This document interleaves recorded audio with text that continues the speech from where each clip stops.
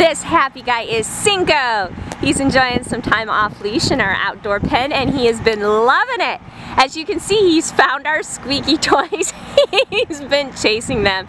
We think he would love to play fetch or frisbee in a big fenced-in backyard of his own. He's definitely looking for an active home, someone to buy him some toys and just spend some time playing with him. Cinco loves to be outside, loves to go for walks. He is smelling and sniffing and exploring everything.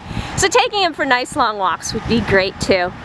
He loves people though. He's a leaner. He'll lean right against you for some attention. Loves to be petted and scratched. His tail wags so hard his entire back end moves. Just a happy, friendly guy as well.